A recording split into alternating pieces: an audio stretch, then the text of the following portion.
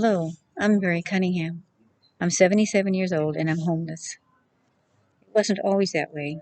Until June of 2017, I lived a fairly normal life. I'm a retired scientist. I helped my mother take care of my father for 2 years till he passed away.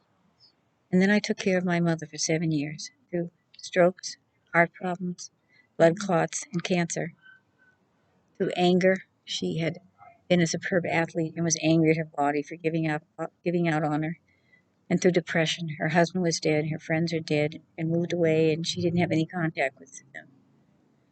When she died at age 91, I was ready for a break, for a much needed vacation.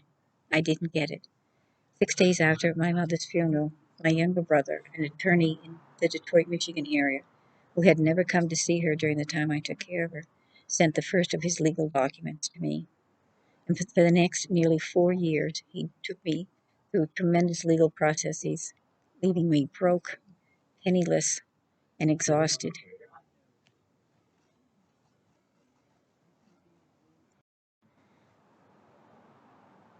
It doesn't have to be that way.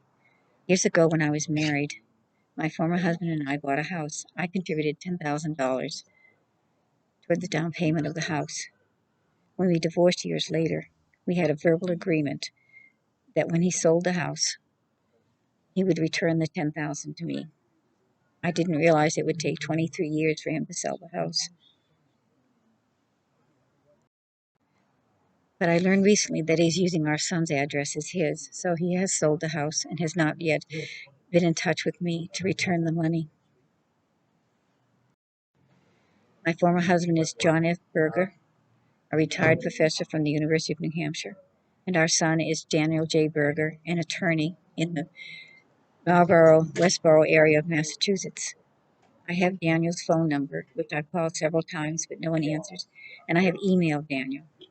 In the email, I asked that he put money into my bank account, so that I could make reservations at a hotel, or if he can't do that, would he make reservations at the Extended Stay Hotel at 3995 West Carson Street in Torrance, California, having me check in today, uh, the November 28th Sunday, and check out Sunday, December 5th.